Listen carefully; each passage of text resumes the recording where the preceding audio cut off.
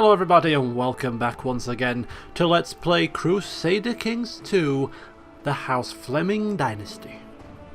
So, as we left off last time, we finally managed to liberate the Duchy of Munster. There was a little bit of a hoo-ha.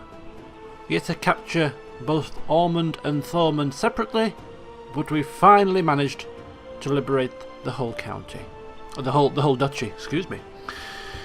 With relation to the titles, of course, I couldn't take any of the two counties for myself because of the fact that I have reached my maximum domain size. So I had to divvy up the counties and give them to fellow family members. So my younger brother, Henry, became Earl of Ormond,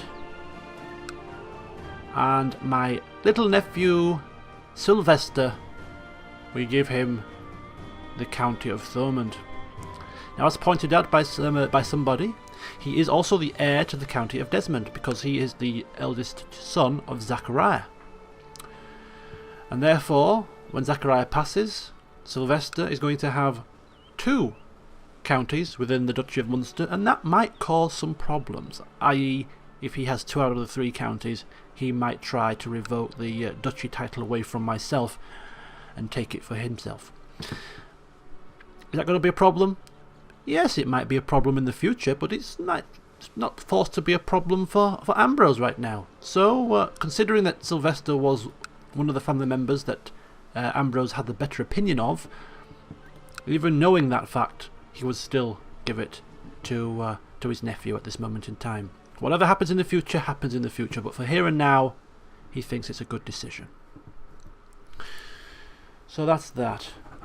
Rather importantly, as pointed out by somebody, I will thank them for this because I totally forgot about this, in Connect, we are trying to fabricate a claim because the Duke Art was the fella who interfered and stuck his beak into my affairs, causing me to waste precious time having to capture Thomond separately. And I wanted to strike out on a counterattack to get some bittersweet revenge. However, I am now now in a truce with Duke Art, and that lasts for 10 years. And if I breach that truce, we suffer penalties with other Christian rulers, and that is not something I would be too happy with. So we shall serve up revenge. It is supposed to be a dish best served cold, of course, so when he's least expected it, if he's still alive, and in 10 years' time, we'll come knocking on his doors then. But for now, we'll refocus our attentions with our Chancellor, newly appointed Chancellor Lambert, only 19 years old. He's going to fabricate claims instead in Ossory. So a slight change of plan there, and to whomever highlighted that fact for me, thank you very much. Totally slipped my mind. And we would have definitely wasted a fabricated claim there, which would have cost us prestige and money. And we've already wasted prestige and money on Powys, so couldn't afford to do it again. Oops, a daisy, sorry about that. My pen is going haywire.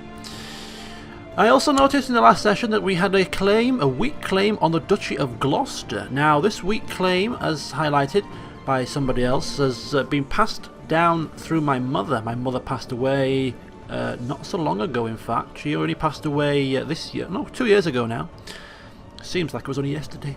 Yeah, but she passed away 2 years ago, and when she died, I think her son, her eldest son, Duke Ambrose, has inherited the weak claim that she probably had as well on Gloucester, which is the original duchy of her father many, many years ago. Now, if the Crown authority was lower and we could wage war with our vassals, then we could actually make a bid for Gloucester and press this weak claim in war under certain conditions. The main two conditions are if there is a female ruler here, or if there is a regency, i.e. if a child takes control. Now currently, none of those conditions are in effect, But if we look at Duke Randolph, we can see that the heir to the throne is a child of 8 years old. So, if we could wage war within England, if we could just bump off through a plot or through an assassination Duke Randolph, so that his son gets into power, thus putting the Duchy of Gloucester in a regency, we could press the claim.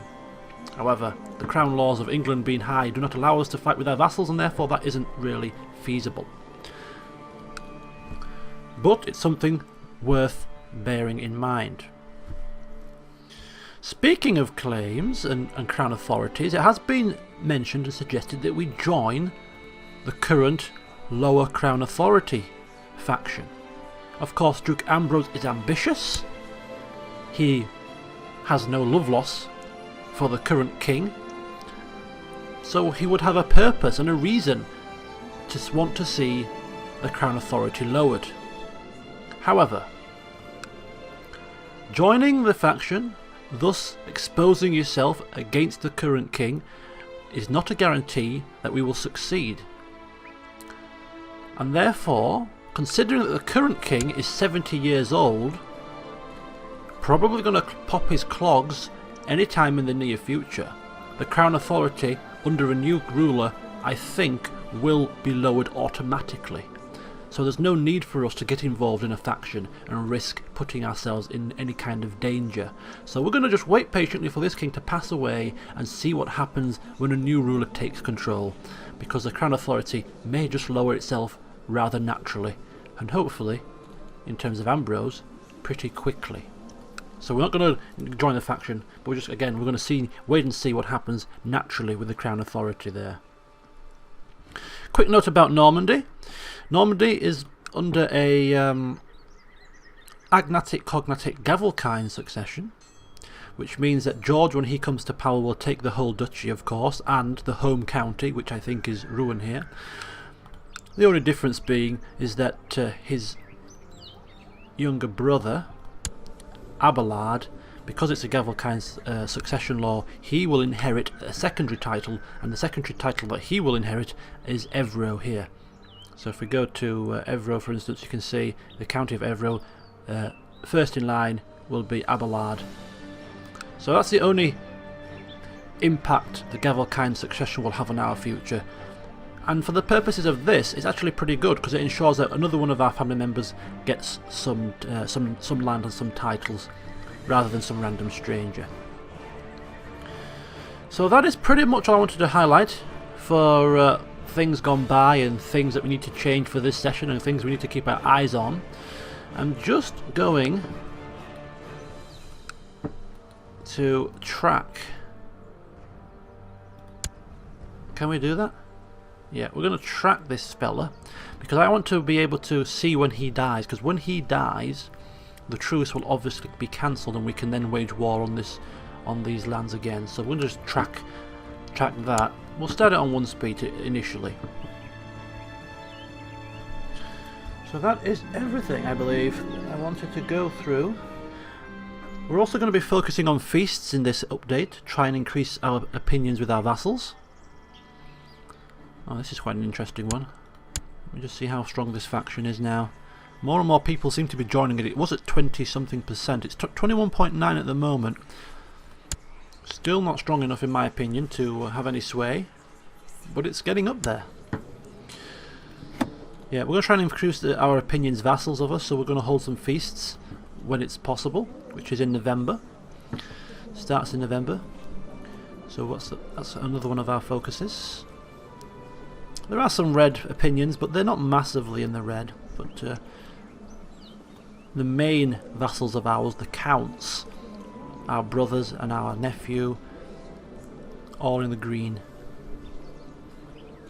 So that's good. In relation to world affairs, of course, we have Scotland in some kind of a turmoil. Again, no surprise there. Brittany still united. France haven't staked a claim yet. They too are in a bit of a power struggle themselves. We've got, I think last time it was Aquitaine seemed to be wanting to claim independence. And they are winning this war at the moment. Further afield, we have this modern-day Spain area. We have Leon with a rather large portion of land here. Castile, a fair bit as well. Aragon, Navarra, France also, we know from previous parts, have an eastern strip of land within Spain. Also they have the island here. The Holy Roman Empire still pretty much holding its original lands. Doesn't seem to be a few wars going on here and there. Claim on Cone. Denmark, a couple of lands, still has its majority of its powerhouse there. Sweden and Norway. Sweden are trying to, was a bit of a crown authority law going on there. Poland, expanding northwards. Denmark have a slither in between. Kiev, Croatia.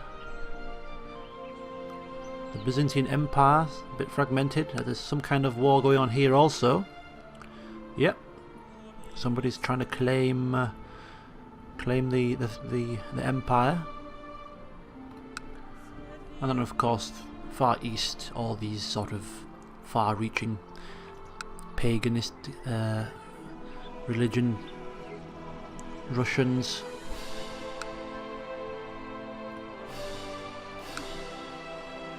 I mean, I'm not 100%, I'm far from 100%, I have not a foggiest clue about what happened and what's happening in the game in terms of land over this side of the map. So I can't really tell exactly what has changed from the original sort of 1066 time. Somebody's trying to change the succession law to seniority. What is he doing? What the hell is he doing? Who's going to join that?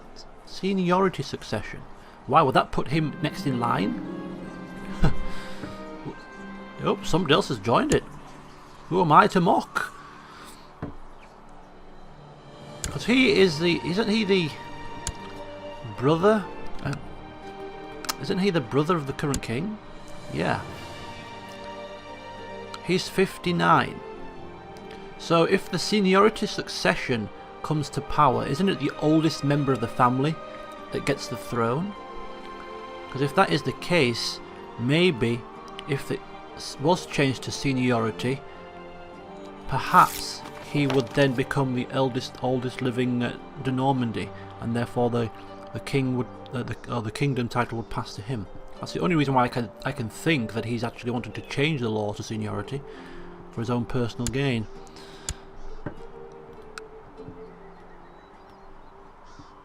Increased relations with Bishop Sewell. Good for you. That's what I pay you for.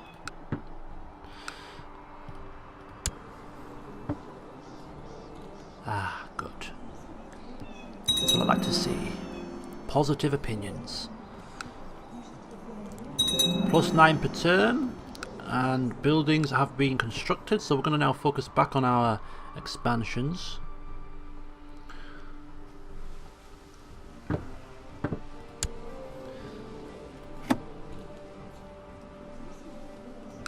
Okay. So, Devon then. We have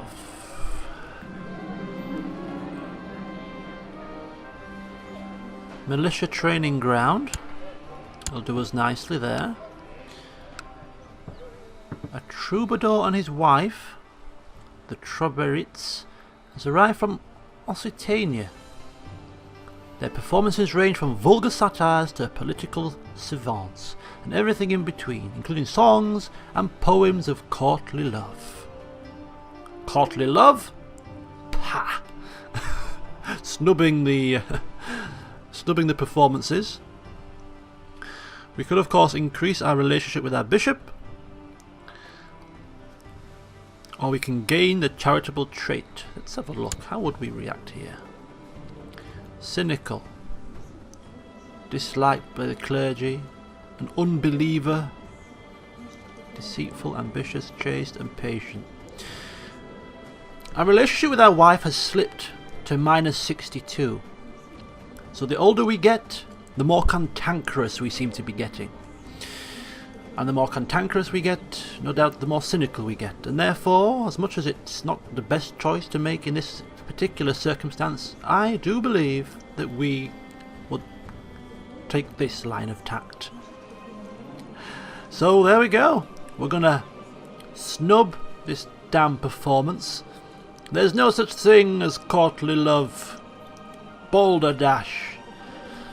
And now we're going to get the trait sullen, which gives us -1 to our intrigue for a year, I think it is. Oh no, 6 months. We can cope for 6 months in a sullen mood. Just means that if anybody tries to plot anything, well, we might have them executed to lift our spirits.